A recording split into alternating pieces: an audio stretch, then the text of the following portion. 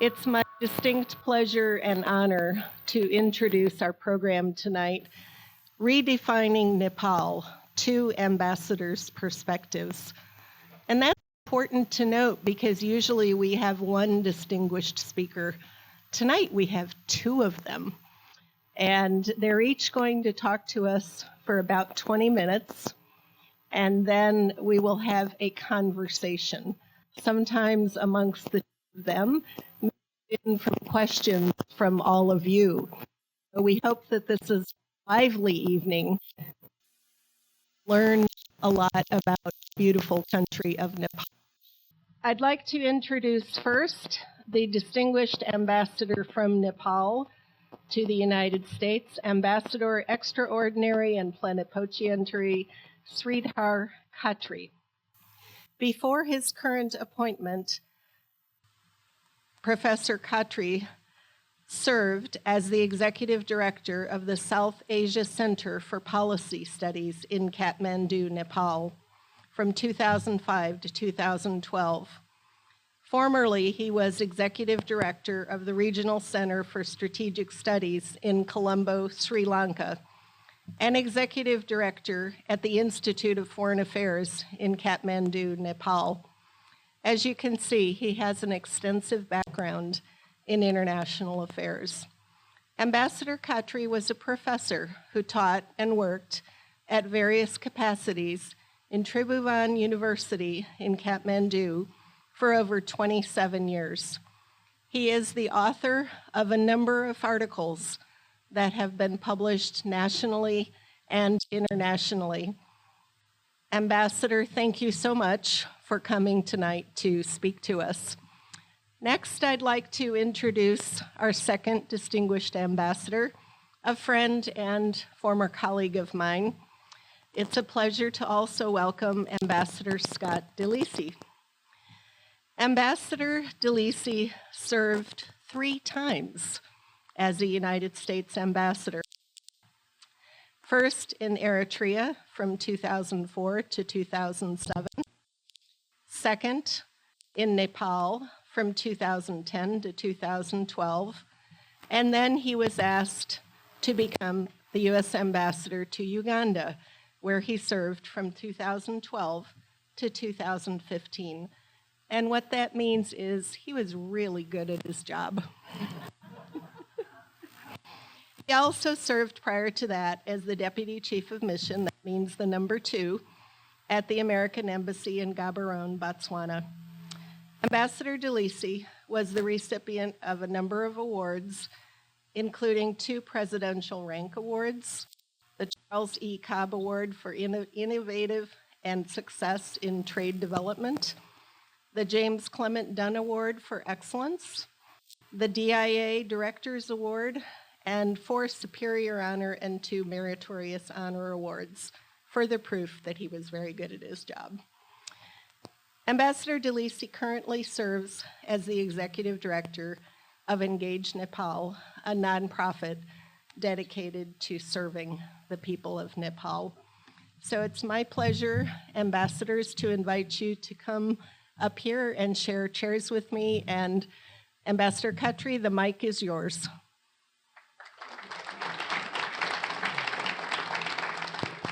Thank you, Kathy. And thank you, Bruce. And thank you also to Wacky for inviting us.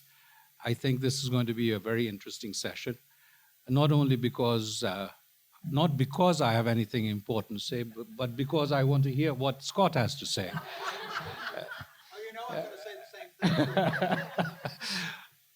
Now, I think before I begin, I must say that it is a pleasure to be here in Springfield. I've always admired President Lincoln, and as a student was always following his writings and also what others wrote about him. And today we had a beautiful opportunity to see the Lincoln Library. And I guess the background, the introduction, and the overall view given by Ian there at that time was fantastic. It made the whole history come alive. It was a pleasure, I must say. And early this morning at SIU, we had a fantastic meeting with the medical team, and also the work that has been done in terms of longevity, I think, which interests everyone. More needs to be learned, and I wish the team a lot of success. And before I begin my comments, I must also thank the chef here who has ventured into Nepali cooking. And the food has been fantastic. And our compliments to the chef.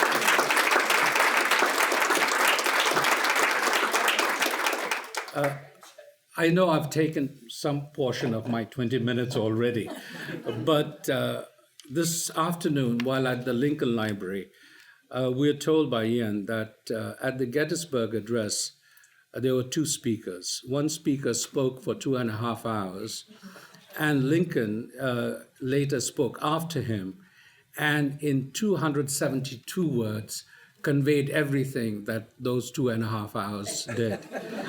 I don't think I have the same quality, but I will try to be as succinct as possible on redefining Nepal and how I see it. Basically, I think there is a thing that we have to keep in mind. The lifespan of humans are different from the lifespan of nations. And there is a continuity in nations that we have to recognize. One would be geography. In terms of geography, Nepal is, well, not very large, but not very small either. It is, again, larger than, it is, in terms of size, it is ranked around 96 in the world. So altogether, it may not be that small. We look small because we're between India and Pakistan, which are big countries. And in terms of population also, it's about 29 million people. And that is not very small either. But in comparison to billions in India and again in China, we look very small. In terms of Nepal, again, culture, there is a cultural diversity. And also in terms of topography, there is also strange things that you may not know. Some of the teams going to Nepal will find out. The elevation can be as high as 70 meters to around 8,800 meters. So you are witnessing a very drastic change. At the same time, you have subtropical terai in the south to tundra in the north. So in a way, we have diversity, but not only in topography, but also in terms of landscape, in terms of ethnic groups, linguistic and cultural mosaic. You may not believe it, but there are 123 languages spoken in Nepal, and the diversity of people is equally more. There is religious diversity. 80% are Hindu, but we're also very proud that Buddha was born in Nepal. So I think there is that religious tolerance and also the fact that, again, we have learned to live with each other and accept plurality and coexistence as a medium of survival.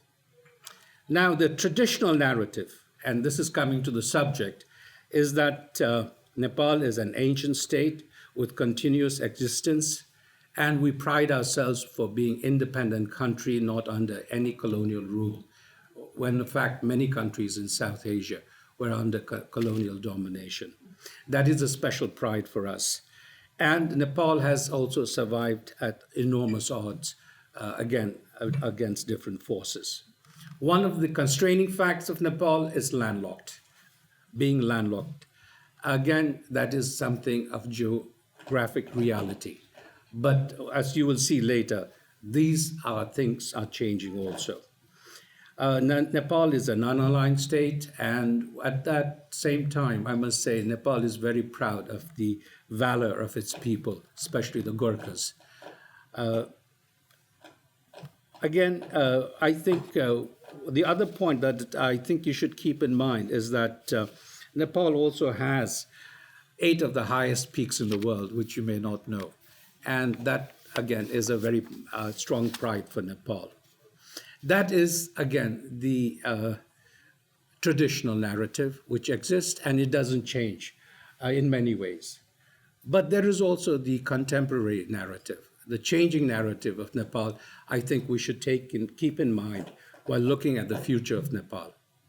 I think, if I may be a bit liberal, the Nepali students and the young people you saw, they are also the future of Nepal there. And I think that conveys a message of where Nepal is going. And to see, again, Nepali students working in a, longevity study, I think we're in the right track. And we're grateful to SIU for, again, making us part of that process. Let's look at a number of things that, again, distinguishes the narrative of Nepal that is changing, that is different. One is democracy and governance. For many years, Nepal lived under autocratic system, but Nepal in 2015 drafted a new constitution that was drafted by two efforts of two different constituent assembly elected by the people. And that constitution, in a way, is something that distinguishes Nepal in South Asia and in other parts of the world in many ways.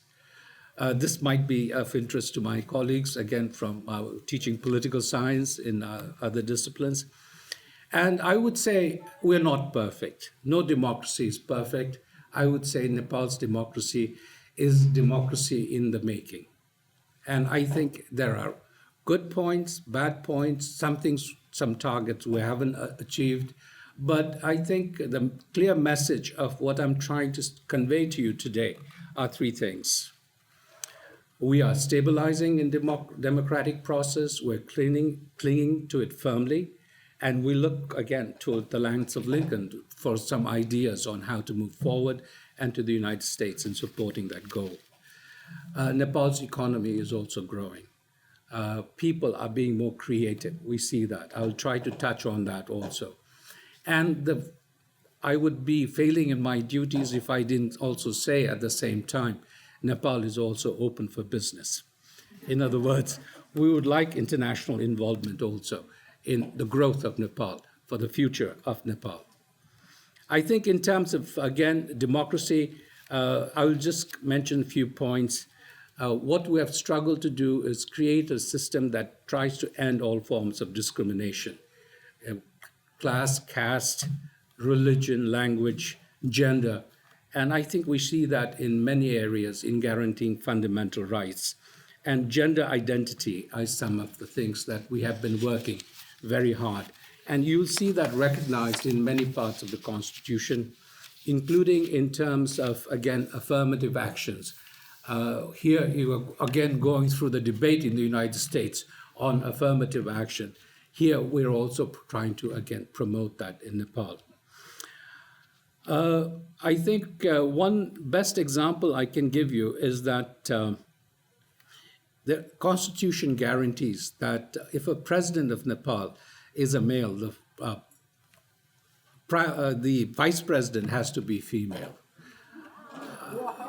And if you look at it, if the speaker of the parliament is a male or a female, again, deputy speaker has to be of the opposite sex.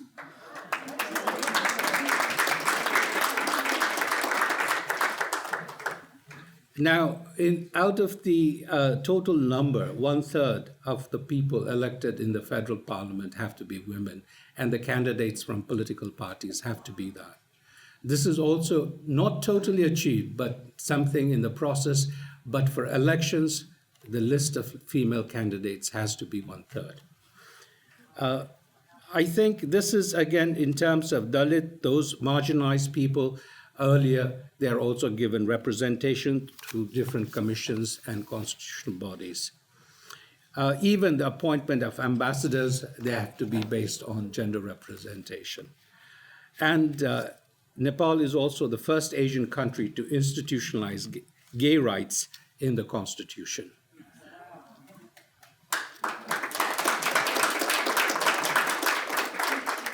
The other point about being landlocked is, I think, a very important one.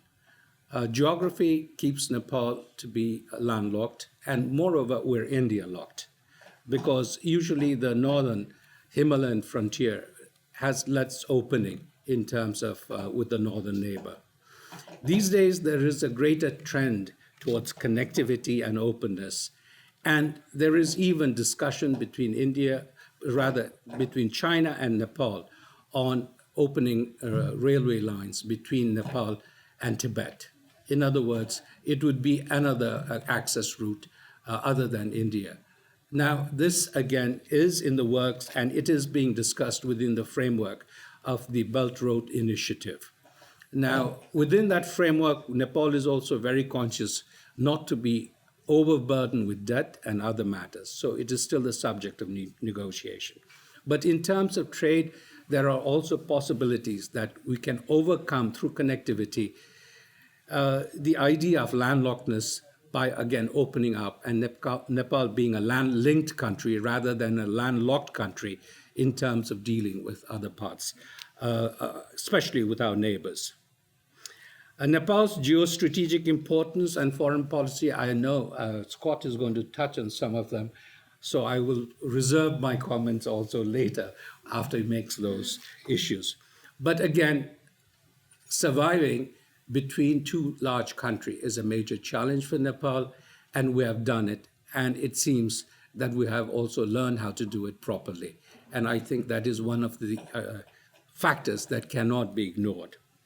Now, in terms of development, briefly, I must say that Nepal has set a target to graduate from the LDC, least development categories, to developing status to middle income status by 2030.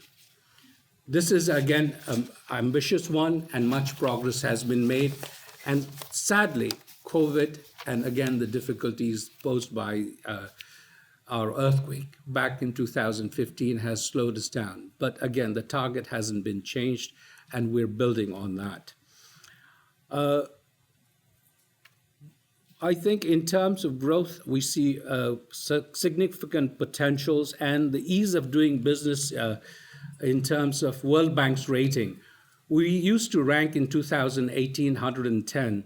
By 2020, we have moved to 94. That is third in South Asia.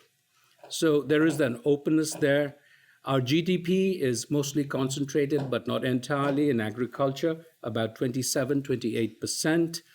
But industry and manufacturing provides 65% of, again, employment. And you will be surprised to note that services, real estate, trade, transport, communication, the service sector is growing very fast in Nepal. So we are on a modernization trajectory. The important thing that many of you might know is that there are nearly 5 to 6 million Nepalese outside Nepal. The diaspora, I'll come to the diaspora later because it will relate to some of my colleagues here also. But in terms of the diaspora, in 2021 period, Nepal received nearly $8.5 billion in remittance alone. And that is around 24% of the GDP, which is the highest for most countries. Compared to India, India's remittance accounts for only 3%. Bangladesh, only 12%. Nepal's is 24%. Essentially, again, what I'm saying is Nepal is open for business. It is looking in that direction, including in hydropower development. And mind you, Nepal has a hydropower capacity. The real figure is around 83,000 megawatts. The part that can be done efficiently is around 45,000 megawatts. We used to have load shedding. Right now, we're heading towards a surplus in energy production. This is clean energy, hydropower energy. So again, building that part of the industry is essential for Nepal. And that clean energy can be used not only by Nepal, but by other countries and other corporations, basically because of the carbon footprint. And I think there is a reason for attracting bigger business to Nepal because of clean energy there. The other factor that I wish to state, and this is my second last point, is the growing size and the influence of the diaspora. I mentioned that nearly 5 to 6 million Nepalese are out of the country. And I find that in the United States, the official figure here is around 200,000 Nepalese in the United States.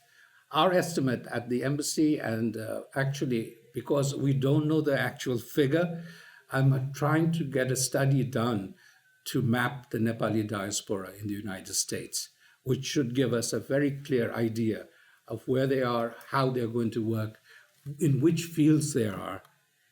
Because I will be very frank with you, I've met some of them, and just, aside from the aspiring doctors here we have and the bright people from Nepal, young people, I was surprised to learn that there is a Nepali who served as a vice president of Amazon, who looked after the Amazon cloud. And he got tired of it after 3 years, and he's now running a $9 billion business looking after energy. So you have other Nepalese in different positions.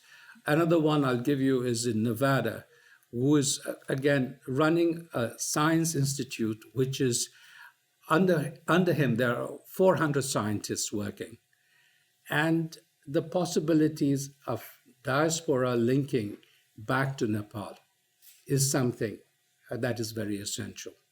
As I've learned during my time here, the diaspora, the Nepali diaspora in the United States, are one of the strongest assets Nepal has outside Nepal.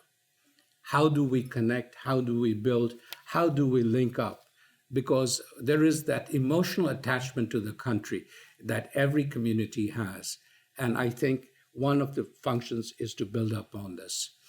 Now, my other priority, which Scott knows very well, is my passion for the IT sector. And that is, I think, where the future of Nepal also lies. I think we missed the IT revolution in Nepal because of many reasons. But what I see now is that there are aspiring people in Nepal who have learned this, again, skills by themselves, and they're doing fantastic business on their own. Given the possibility of linking to IT experts in the United States, and again, in terms of developing skills, mentoring, and even getting some of the IT industries to Nepal, that can be a game changer. I'll give you one very brief example on this.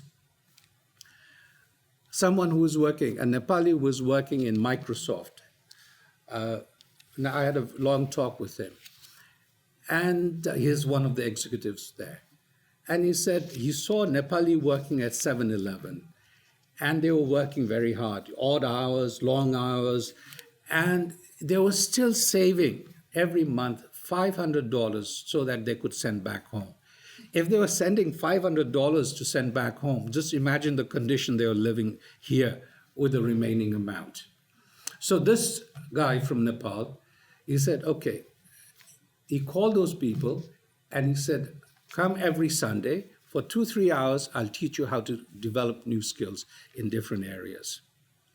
He ended up training around 150 Nepalese, just out voluntary basis.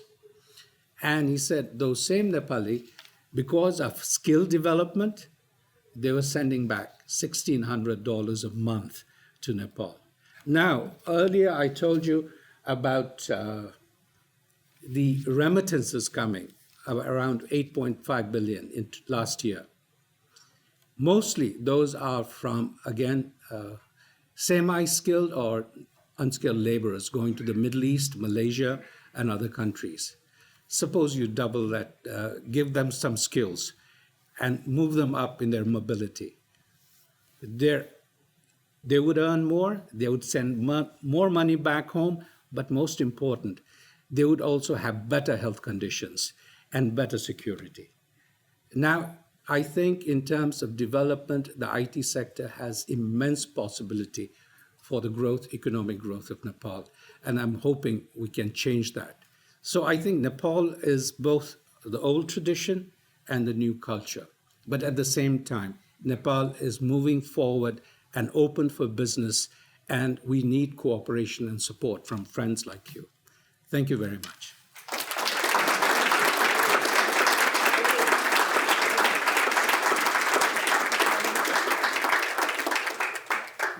Namaste. Good evening. It's such a great pleasure to be here. I'm a Midwesterner. I grew up in St. Paul, Minnesota, so the weather today didn't throw me too much. I must admit I'm a little bit out of practice. I live out in Virginia. I've spent a lot of time in places like India and Sri Lanka and Uganda, as Kathy noted, so I'm getting back into the swing of things, so thank you for helping me to return to my roots. I've got to say that. Also, thank you to all the folks here at Wacky. These programs really do matter. The pandemic has reminded us of how connected this world is, how dependent we can become on each other, and how threats to one become a threat to all of us at times. And for you to take the time to come together, to want to learn about other countries, to think about the world in which we live and how we engage it, that matters. So I'm absolutely thrilled to be able to be here tonight, and I know Ambassador Khatri was as well when we were invited. So thank you for the invitation. Thank you for taking the time to be here. All right, I'm going to be honest with you. I always wonder, whenever I stand up at the start of something like this, I always sit there and say, what am I doing up there? I was a nice boy from St. Paul, Minnesota. I had no idea that the future offered the Foreign Service, the chance to serve our nation, which was a tremendous honor. And it's an honor that service came to define my life. But I still think of myself largely as that kid from Minnesota. And I look around and say, what do I really know about the world? I can offer you a perspective. I can offer you a perspective that's based on 35, 40 years of service and engagement. But it's not revealed truth. It's not divine wisdom. But the good thing about sharing perspectives is you have an opportunity to listen to what I have to say, to what Ambassador Khatri has to say, and you can look, you can nod your head and say, I like that. That made sense. And you can listen to something else I have to say, and you can say, I think he's pretty much full of whatever you think I'm full of, and that's okay. If it sparks conversation, if it fosters engagement, if it makes us think, that's the good thing. Now, I could talk about Nepal for a long time, and I want to be careful here because, A, I'm not an expert on Nepal. I served as the American ambassador there. But our job when we go out as an ambassador is not necessarily to be an expert on the country. Our job is to see that while we are there, we are advancing the interests of the United States of America. That's first and foremost. To do that, to advance those interests, we need an understanding of the environment in which we work. But I could never pretend to have the understanding of Nepal that Ambassador Khatri can bring to this discussion.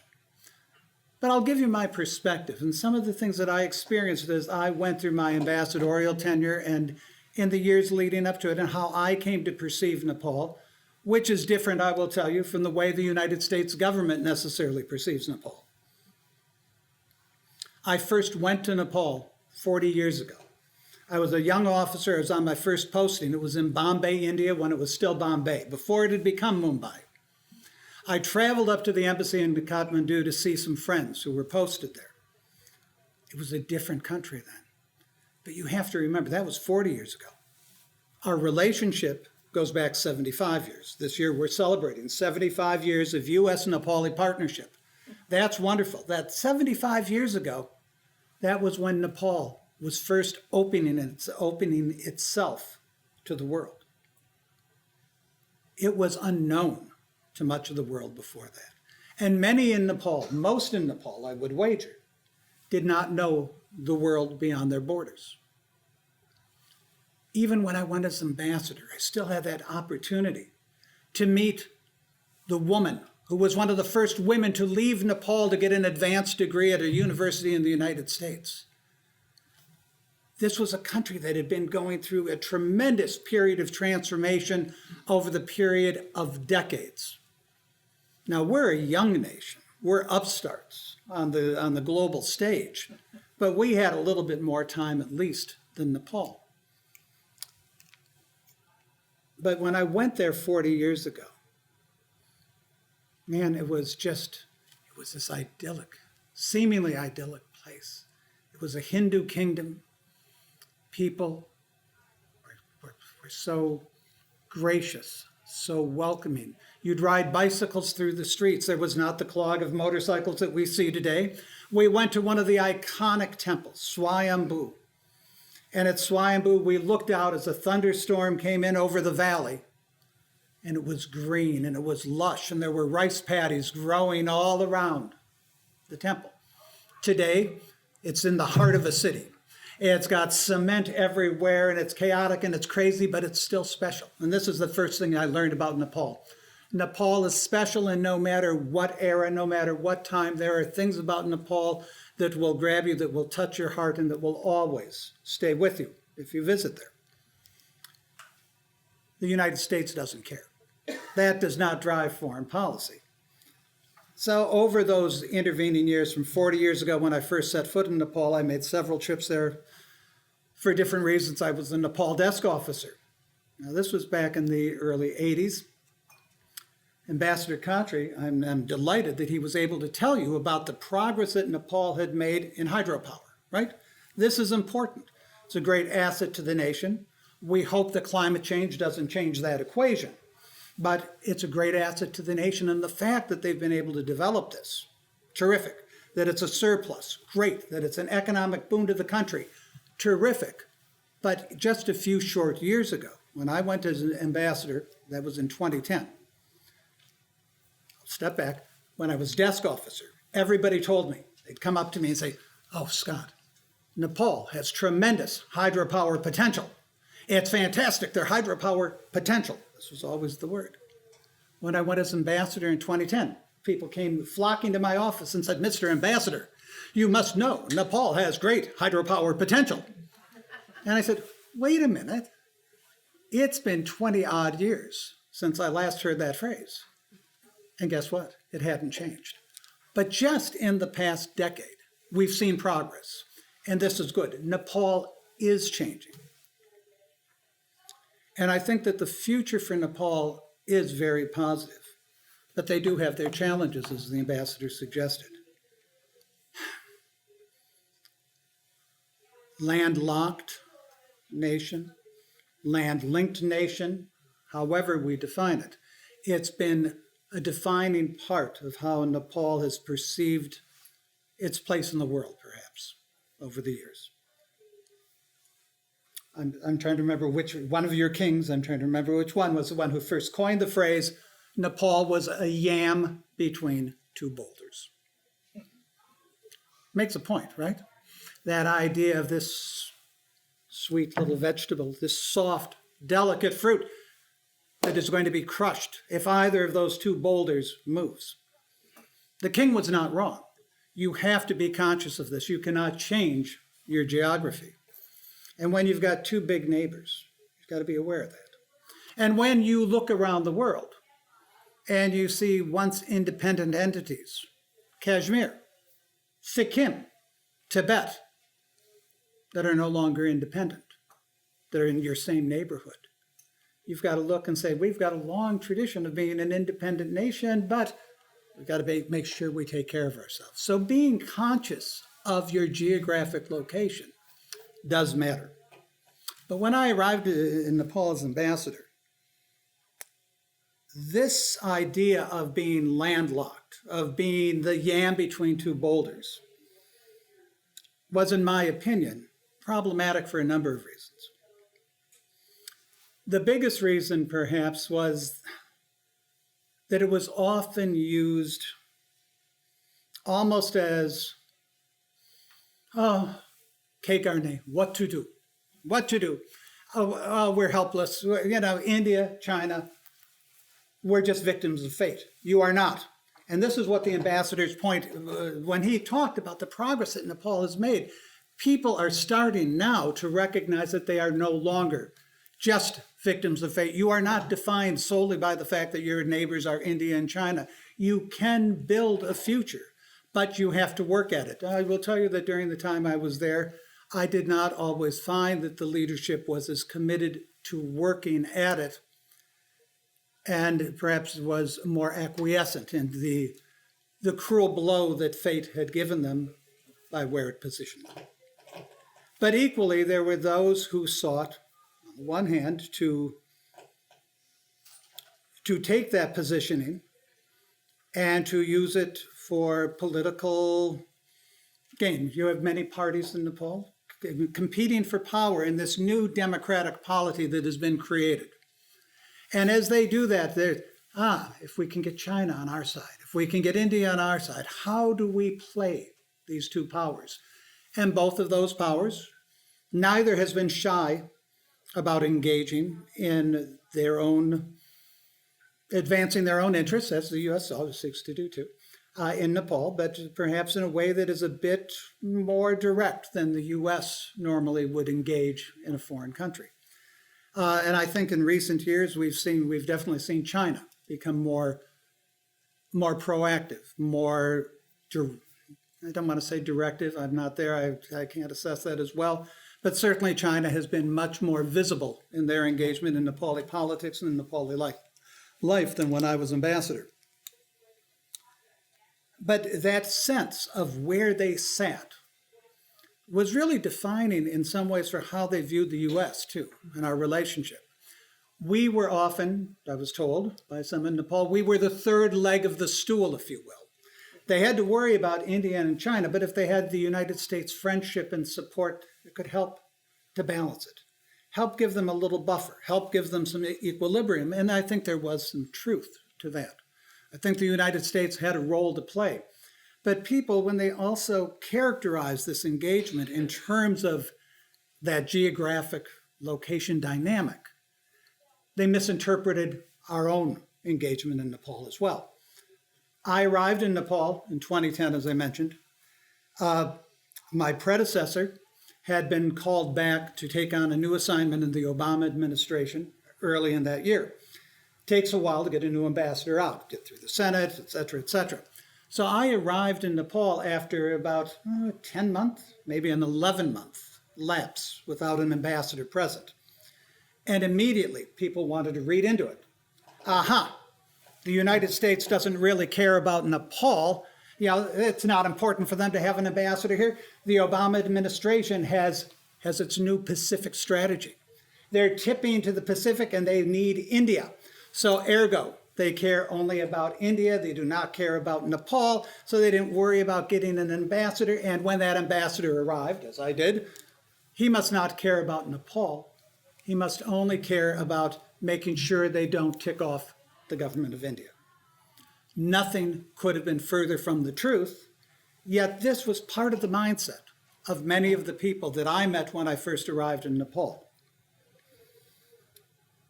Trying to get folks not to look at this in the geopolitical game, but looking at it as the relationship was a challenge.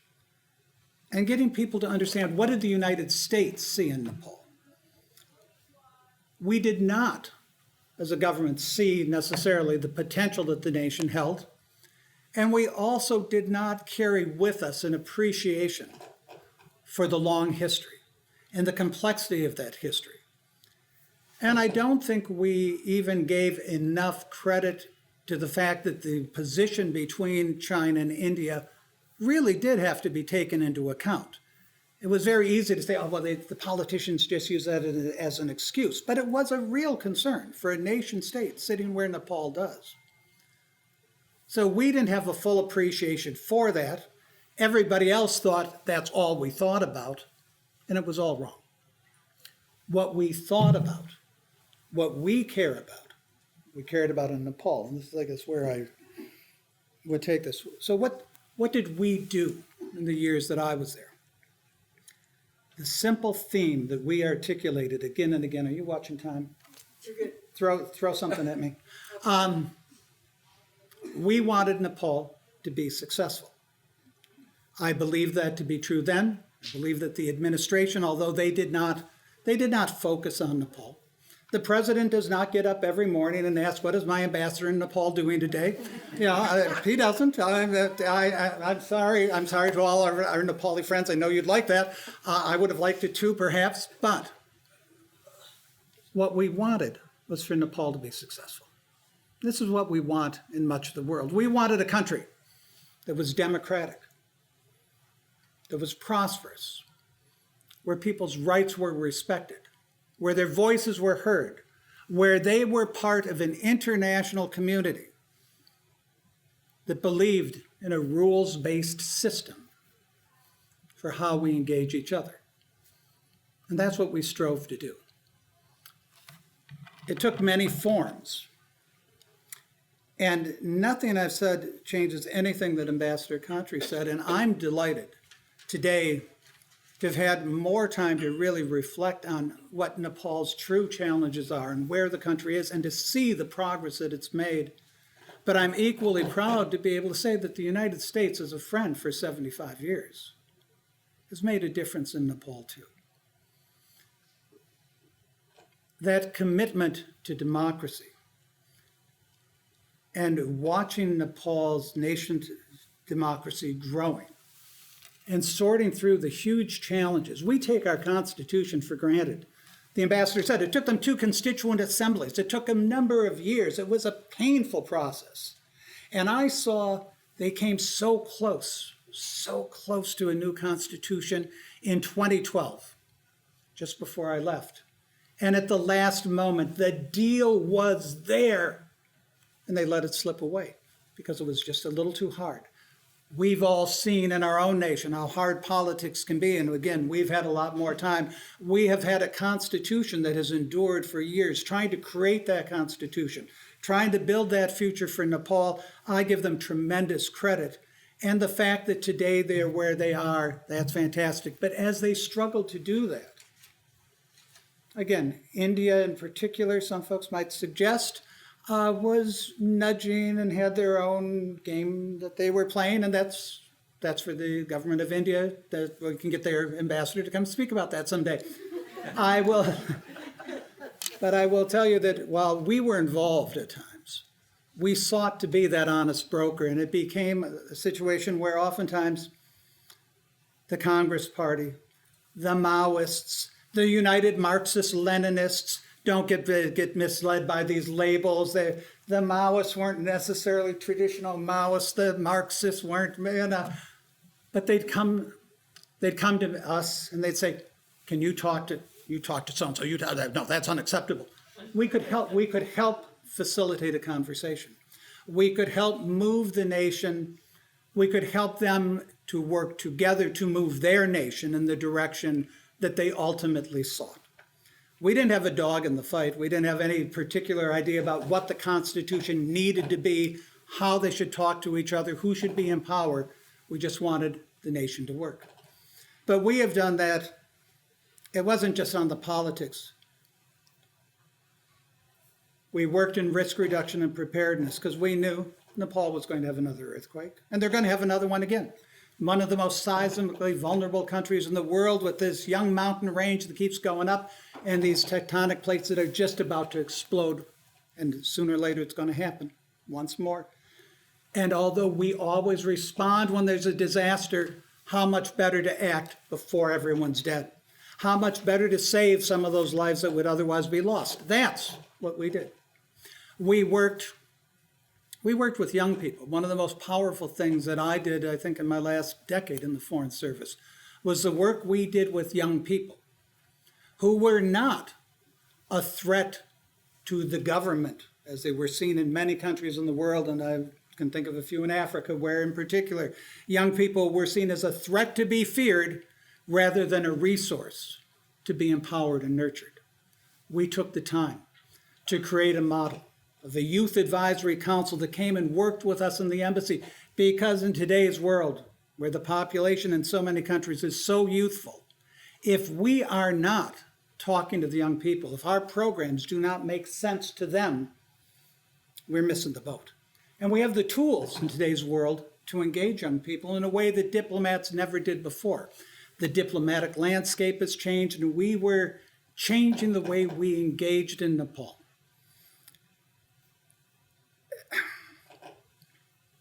So I'm not going to dwell on all the frustrations with politicians or the geopolitical challenges, of which there are many, but I will tell you that in Nepal, we have a nation that has been a good partner for 75 years, that we are working together with, that is making progress on democracy, on economy, on building a future for the young people, and is starting to redefine itself, and that recognizes that while we cannot ignore geography, we don't have to be defined solely by what our geographic coordinates are on a map. And I think I've got to be getting close, right? You're close. All right, so let me just close with this. I don't look at my watch, I'm sorry. Some of you, I know, are anticipating travel to Nepal next year. You're the new Rotarian model for engagement, and I applaud that. And I thank you for that, because I will tell you that as an American ambassador, as proud as I was, and I was tremendously proud of what our nation did, of the difference we make in the world, of the way we touched lives, whether young people, the healthcare workers that we supported, the women in the villages who made differences for their families on every level. I was proud of what we did as a nation, but I was equally as proud, if not prouder, of what our citizens did, of the Peace Corps volunteers. And I was very pleased that, that I managed to bring the Peace Corps back to Nepal during my tenure, because that was one of my goals of going in, and we got them back, and that was terrific, because the Peace Corps is one of the best things we got going. But I would see groups of doctors who would come out and do clinics. I would see folks who would come out, teachers who would come out. I would see folks who came out to work with children, to offer the best of America, to show who we are as a nation, what we valued, how we want to make a difference in the world. And those ambassadors were the best ambassadors for America. And I was always proud of that. In this Rotarian group that's going to go next year, proud of you. And I'm grateful to you for your willingness to continue to engage the world and make a difference. And the last thing I'm going to say, because I'd be a really crummy executive director for Engage in Nepal if I didn't take advantage of this opportunity before a crowd of people who are interested enough to come out for an evening. Please, there are brochures scattered around the room or at the desk. Thank you, Steve. I see that. Since I retired from my full-time service, one of the first things I did was to accept the position of trying to build a foundation to make a difference in Nepal. I talked about service at the beginning. I didn't join the Foreign Service to serve, but it came to define my life. And when you retire, that doesn't mean you quit serving. It doesn't mean you quit engaging. And we all know this. Everybody in this room knows that we want to remain part of the world around us. The opportunity to do, even in a small way, to touch these lives in Nepal, to help a kid continue their education, to help during the pandemic. I was there recently and I had one woman say to me, "You gave me rice. You gave me rice and egg when I had no food. This matters." We did a program, women's empowerment, women's entrepreneurship. One of the women looked at me. This was about 2 years ago when I was there. She said, "Ambassador, I used to wait for my husband to go to India and maybe send home money to pay for our daughter's school fees." She said, "Now I pay my daughter's school fees." The power, the dignity of earning, the dignity of being able to set that example for your daughter, to show your daughter and your son that you can make a difference, that it matters. We do all sorts of good things. We can't do it without help. So I'm always asking. I was telling Rich and Carolyn as we drove over this evening, said, yeah, when I was ambassador, it was really cool. I had a great fundraiser. It's called the Internal Revenue Service. They did a hell of a good job. Today I count on folks like you. If you are so inclined, we are 501c3. It's tax deductible. Be good ambassadors. Make a donation to Engage Nepal. And with that, I'm going to shut up and we'll take some questions. And I look forward to talking with all of you. Thank you.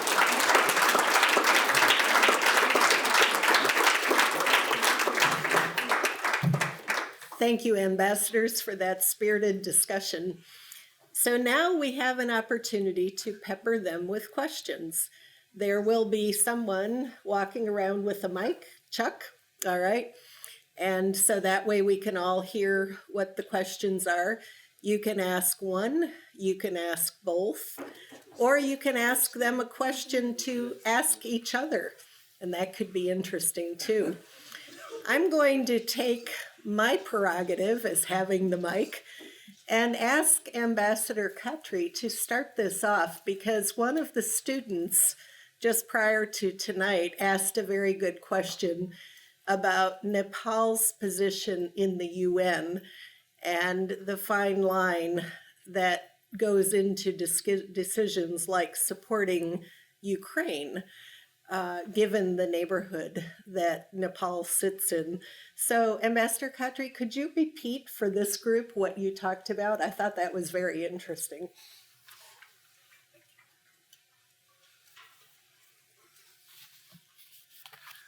Sometimes when I repeat what I say, it sounds like I'm plagiarizing myself. So you will have to forgive me for that. The question was, what was Nepal's position in the UN? How did Nepal view the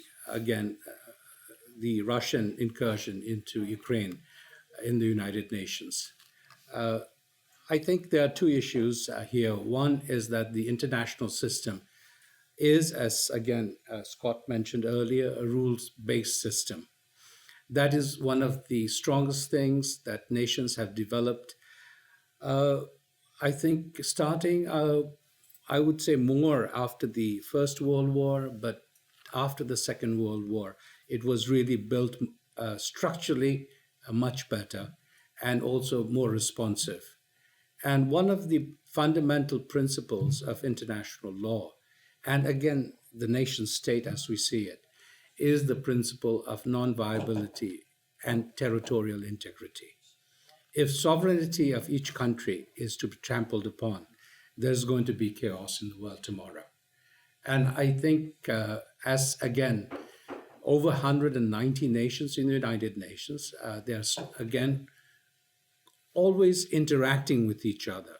But if we again see and try to see or take advantage of the territory of another country, I think that will create a disruption in the international power balance as well as stability. And I think what Nepal did in the Ukraine situation was very simple. It stood by the principle of territorial inviolability and sovereignty. And I think as long as we are serious about that, we have a rules-based system that is something that can be built upon in the future. It is not perfect. There are many, again, gaps, loopholes that nations take advantage of. But those fundamental principles are the ones, again, that are very important. Thank you.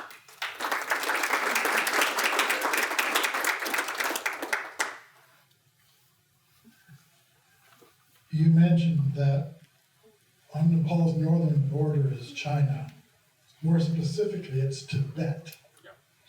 And so my question is, what does it matter to Nepal? What does it matter to Nepal that there's some contest over the independence of Tibet? And does Nepal have a position in that contest? And perhaps we could ask whether the United States also has a position on the question. I'll let you go first. Yeah, you go first. You go first. Thank you. That's a very interesting question. As I think, what the name Scott was trying to search for, the monarch who said Nepal is a yam between two boulders, was the founder of modern Nepal, the unifier of modern Nepal, Prithvinarayan Shah. That was back around 1776. 1776 is your independence period. Ours was 1778, 2 years difference. But the important point is that there is sensitivity here.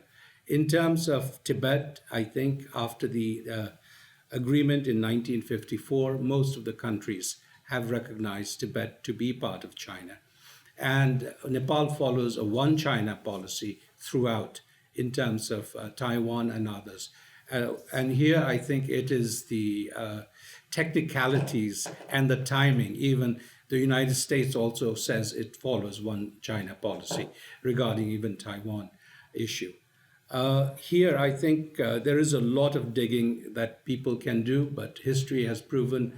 And again, there are developments that we saw during the 1950s that has made Tibet part of China. Now, there are so many other questions of rights and other issues that is, again, different from the question you're asking on this question. Please.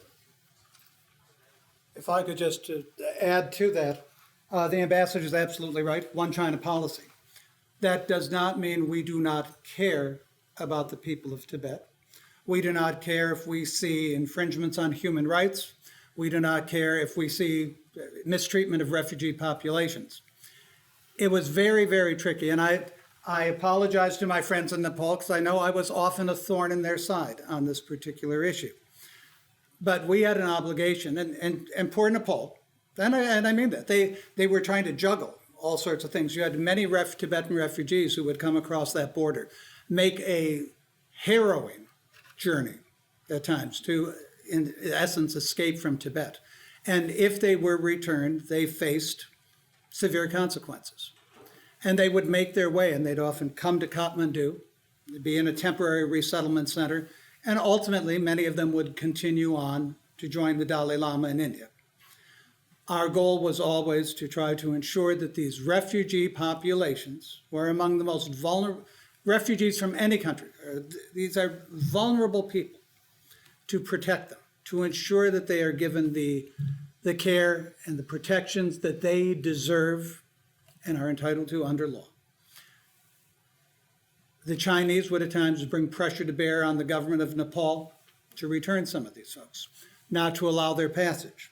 We were pressuring the government of Nepal to make sure they protected them and let them continue on to India. It's a tough place to be if you're Nepal. I honestly will tell you, I think Nepal, they never did everything that we wanted, but they did a pretty darn good job given all that they were juggling. They never did all that we wanted, but they did what I would have hoped, I guess, in terms of protecting those populations. It was the same thing. They had long-staying Tibetan refugees, many folks who have been in Nepal 30, 40 years, who have created families, who live a life in Nepal, yet there'd be issues of citizenship documents, the ability to get to go to school, employment, all of these things that had an impact on their lives. We would encourage the government of Nepal to be more forthcoming. The government of Nepal was reluctant to be too forthcoming because the Chinese would be all over them. So it was this, they were damned if they did, and they were damned if they didn't. All in all, we always cared. We always did our best. And I think that the fact that we continued to speak out, though, was important. I think the fact that we continued to voice our concern both gave Nepal could say to China as well, oh, well, but those Americans, they're being pretty difficult.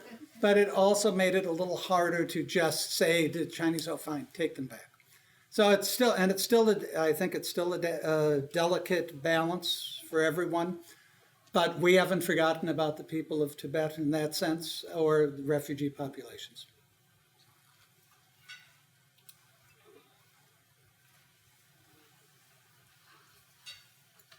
On a little bit of a lighter note, I was in Kathmandu, I think it was around 1980 or so, and what struck me about the city was there was a lot of stray dogs running around over the place. I never saw a city like that, and I was wondering if that's still going on in Kathmandu, or... We had a great time there.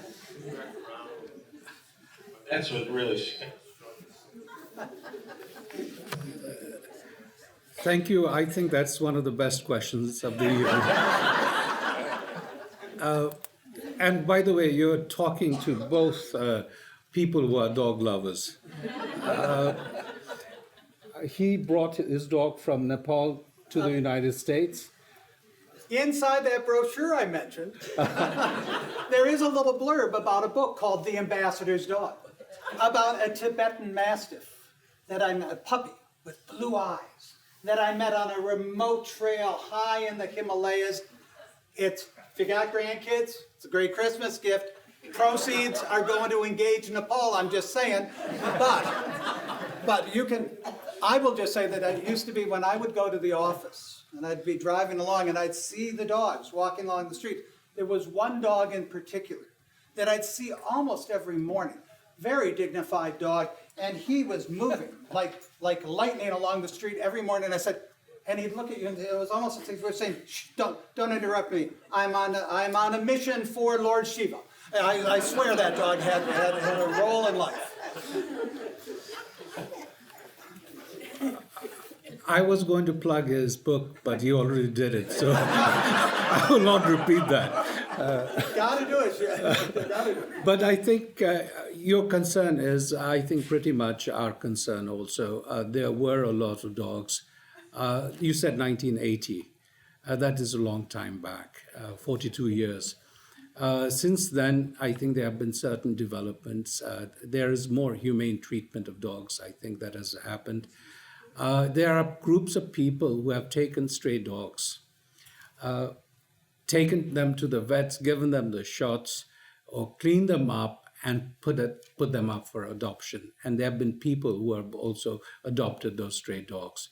And I've seen stray dogs that are, in terms of health, more resilient than purebred dogs because they are, and this, pardon the pun, street smart. And they survive, and they're stronger, and they're more intelligent. They know how to survive also. And there is a trend, I think, in Nepal where people are beginning to adopt them, clean them up, and do that. And this is more of a concern that has been there. And the municipality's way of dealing with stray dogs are not as bad as before because there is a common concern. I think as society changes, these outlook also changes, and we're seeing that in Nepal. And I think Redefining Nepal comes under that also. You know, Any idea how all these stray dogs got there in the first place? Biology, I would say. biology works. You know, though, in Nepal, there's a cultural note, if I may. Sure. During the just past Desai holidays, there's a day, Kukur Puja. Yeah. We worship, one day you worship the cow. One day you worship the dog because the dog is considered a guardian on the path to heaven. There's several variations of this. But, so on that day, when we lived in Nepal, we had 3 dogs at the time, we would take the garland of marigolds and put it around their neck. We would place the tika on the forehead, and then we would give them a plate of their special, whatever they loved the most. And people around Kathmandu, around Nepal, are doing this on this day. So even though street dogs were being, on that day, people worship the dogs. And I will tell you that our dogs looked at me and they said, "Finally, you finally figured it out. You got it right now." So, There is one more point Scott missed. After the garland, after everything you do, feeding them, before feeding them, by the way, you take their paws and you bow down, yeah. touch your forehead on that. And that is the level of respect that culturally, that Nepali people have been known to do with the dogs. thank you. My guest was wondering why the name of the city is not Kathmandu, but Dogman.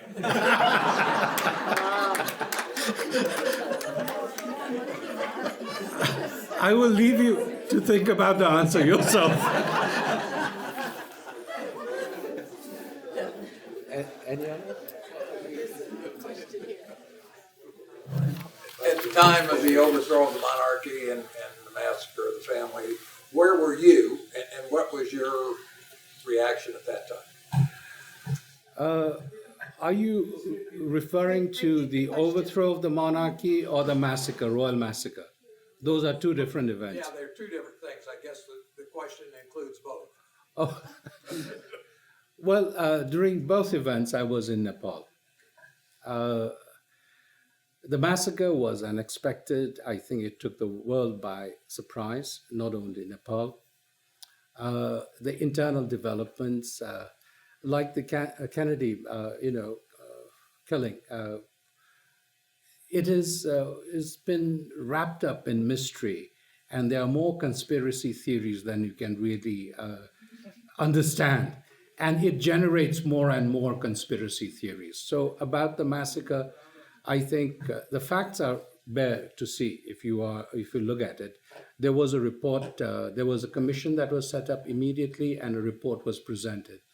And I remember because they put it online immediately, I downloaded it, and I read the first 5 pages, and then I handed it to my son. He read that version. Then I read the remaining portion. 3-4 of us in the family read it one after the other. If you look at it, the facts are there to see. But if you want to develop conspiracy theories, I mean, there are people who weave a masterful story. And I mean, you can't challenge that sometimes. If they haven't been able to do it in Kennedy assassination, I don't think Nepal will succeed in that either. About the overthrow of the monarchy, it was, I think, a gradual step that happened. In 1990, the monarchical system at that time, the panchayat system, was overthrown, but the monarchy was retained and the whole government turned into a constitutional monarchy at that time. After 1996, what you had is the Maoist movement started. And for over a decade, you had that insurgency in Nepal.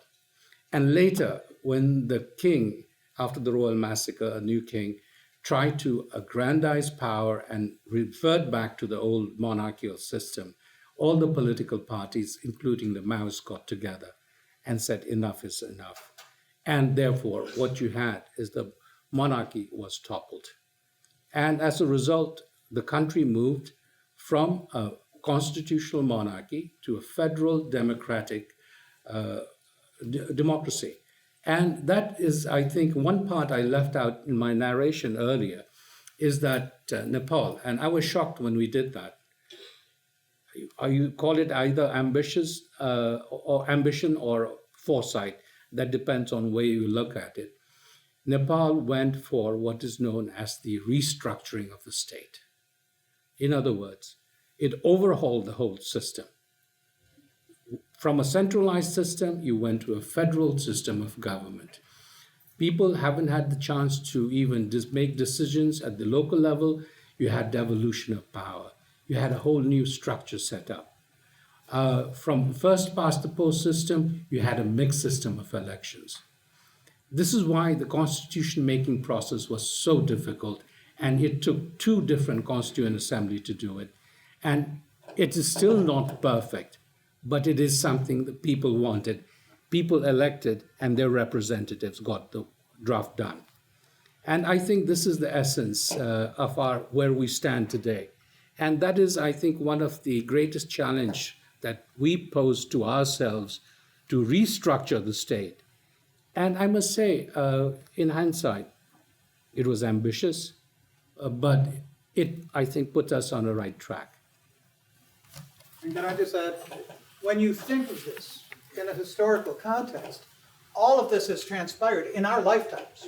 And in a single generation, you've seen a nation transforming itself, and people who at one point barely had an awareness of the world or a democratic system or anything else, suddenly who have evolved and have gone through all of this. And so I think for Nepal to be where it is today is actually quite remarkable. And I've seen nations that are on their 17th constitution and still can't get it right. So this is not an easy thing. It says something about the genius of our founders that we've been able to endure as long as we have with the document that we do. But I think for Nepal to do this in the span of time that they have, it's not a bad benchmark. So,